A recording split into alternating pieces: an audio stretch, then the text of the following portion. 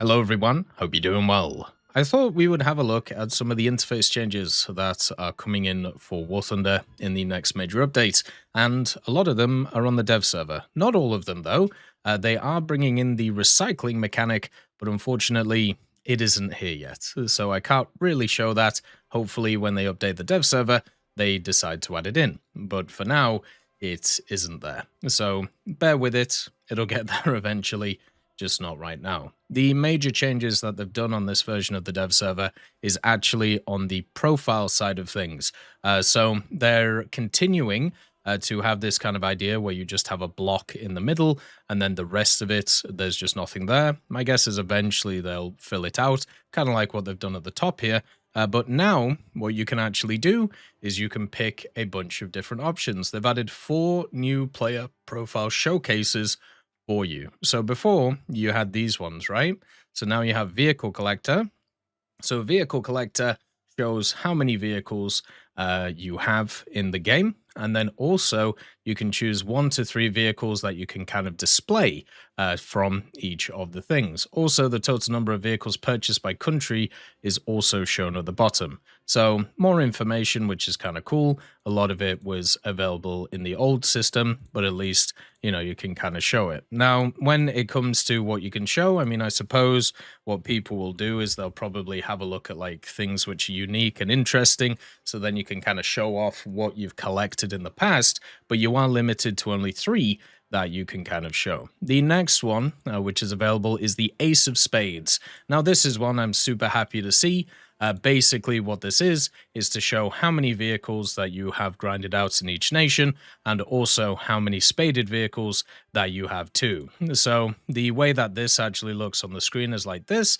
So it shows how many different vehicles you have, spaded, and then also how many out of the total number, which is quite nice. By the way, when it comes to the first option, so the vehicle collector, this will only become available if you have 500 or more vehicles, which has turned up. The Ace of Spades will be available by default, and you can pick and choose the stuff that you want to show. So if you don't want to show like the helicopters, or if you don't want to show, you know, the naval stuff, or something like the ground stuff, you don't have to. You can specifically just pick and choose which nations you want to actually show. The total number of selected spaded vehicles and the total number of purchased will also be on the bottom too, which I think is pretty cool. Then you have Medalist. This one is available for everybody, just like the Ace of Spades. And this one is pretty simple. You can pick some medals that you can kind of show to people. So if there's specific medals that you are very happy with. So for some reason, the Israel medals are just not here at the moment. But you can, you know, have a look at some of them over the setup. So let's say you like that one, and then you like this one and this one. You can actually show as many as you want to people. And also it shows how many medals you have out of the total that you can get. The other one is the Achievement Hunter tab. So this is obviously reminiscent to, you know, other kind of games that you've seen. And all you can really do is just kind of show the achievements that you have in the game itself. And once again, this kind of shows the total and then the achievements that you want to see. And if you hover over them, it shows you which achievements and what they actually do. If you actually want to track the achievements, you can go to the Achievements tab and Gaijin.net achievements. So this is the ones that it's actually pulling from. So from a personal point of view, this is where they all are. So those are the additions to the profile. As I've said before, I hope that in the future we can just see kind of more stuff going around instead of just, you know, filling up this area. Hopefully we can add information in this big old blank space here. But to me, it kind of looks like what they're doing with this is they're going to make an app which is available for mobile, and this will be what's there. So you can kind of like search up what people are. Maybe parts of the Gaijin.net or the Gaijin Pass, sorry, app, and then it'll be easier for you to see stuff. So that kind of sucks if that's the case, but something tells me that's what they're going to do. Hi, I forgot to put this in a different video, so I'm just going to drop it in here, as I usually do. This is the Panther II, and they've made a change to it. This is a vehicle you can't get access to because it's fake, and they decided to remove it from the game. But now it has a modification, obviously, for its MVDs, and they've got it the wrong way round. But if you actually install the modification, it is now bold, and it takes away all of the NVD equipment from it. So it looks more like the Panther F that the Panther II was supposed to be. So if you don't know, the Panther II was supposed to be, at least the one that was kind of built, it was this hull with the Panther F's turret on it. But this Panther II is fake because this has the 88mm and not the 75. But the funny thing about it is now they added this change to it. So you can make it look more like the Panther F that it was more like in real life. So yeah, enjoy confusing people when they think this is a Panther F, even though it's upgunned and also up armored. Now, when it comes to the DF-105 and also every other ground vehicle in the game, they've also added something else to it, which is kind of fun. So on the map, they've actually made it easier to be able to use these different options which are around. So you have attention to designated grid scale, which you can just click anywhere. You can also move the map as well if you want to. And then you can switch to the plane mode, which gives you like the bigger map, and then also the ground mode too. So you can quick switch between them now. They've updated this and made it a little bit easier to use. Another thing that I want to also mention is they have changed the sound of the artillery strike. So the actual smokes that come down for the artillery strike sound a little bit more like smokes instead of shells. So I thought I'd demonstrate that here.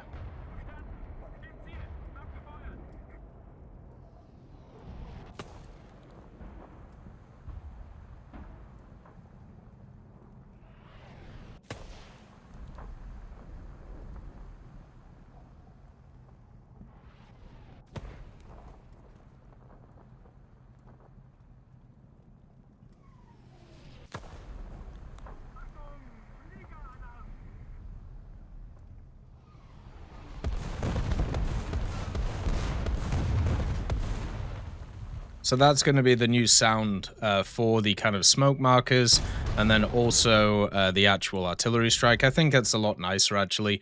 Generally, those like little changes there, I think, are really cool. Another thing they've also changed in the UI is they've also added more information to the ammunition options, and I think this is actually really cool. The only thing I would say is on stuff which is more chemical, the bottom area can be a little bit confusing for people because you have the cumulative jet angle of attack. That's obviously talking about the chemical munition, but the kinetic part of it looks really low. So people might end up like seeing it a little bit wrong because of the fact that the kinetic area is a bit higher, but it gives you so much more information than before. So if you have a look at the Yag Tiger, for example, you can see the kinetic damage, you can see how much TNT equivalent is in it, you can see the muzzle velocity, everything like that on the shell, and also it still has the picture and gives you all of the info you would ever need, and that's just really cool. It's much better, much more presented, so whoever made this should be very, very happy with themselves. Another interface change is they have actually fixed some of the old setups too. So on the favorite mode setup, there was a bug with it where basically it wouldn't show any stats if the player had less than 100 battles in the selected mode that was there. So now what you can do is it'll show all of them for everybody, which I think is generally pretty cool. And another little change they've made is once again updating what your friends list looks like and also your squad would look like. So if you hover over somebody's name, it won't just show you their online status, it will also show you their profile picture and the background that they use on their profile too, plus their title. Another thing it will also show is the squad that they're in as well. So I think in general, that's actually quite nice as well. Just a nice little addition to this area. So just gives you a little bit more customization. It means changing the kind of background on your profile also means that it's going to be a bit more worth it, which is kind of cool. So at least you have that too. But they are definitely improving the profile and they are improving the interface and stuff. It still has a long way to go because it's basically showing a ton of information that we could see before, but in snippets, and I feel like I would like to just see more of it. Hell of a lot better than it was a month ago, though, so at least there's that. As always, I hope you have a wonderful day. I'll see you next time.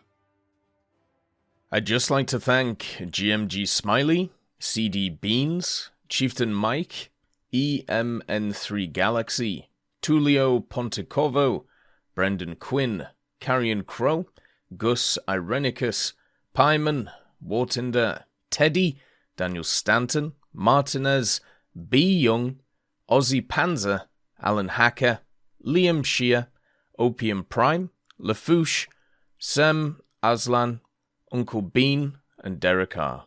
for supporting the channel.